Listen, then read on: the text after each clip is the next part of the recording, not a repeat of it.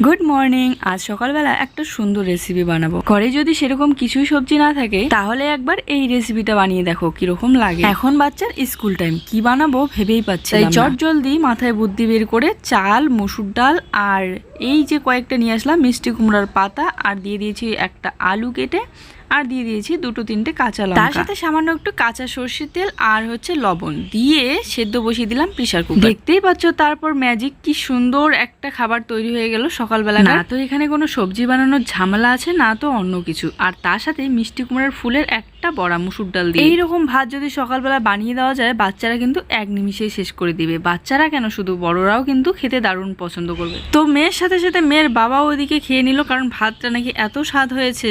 তারপরে ওর বন্ধু গিয়েছিল জলপেশ, জলপেশ থেকে নিয়ে এসেছে আমাদের জন্য চিরা প্রসাদ আর এই যে সুতা, ভোলে বাবার প্রসাদ। চিরা প্রসাদটা কিন্তু একদমই অন্যরকম। এই দেখো চিরাগুলো কি পাতলা পাতলা, তোমাদেরকে এক্ষুনি খুলে দেখাবো। তার সাথে কিন্তু ছিল কয়েকটা মিষ্টি মিষ্টি সন্দেশ। চিরাগুলো কিন্তু দেখতে একদমই কাগজের মতো, পাতলাও কাগজের মতো, তবে খাওয়ার পর কিন্তু ওই যে তালুতে লেগে গেলে একবার আটকে যায়।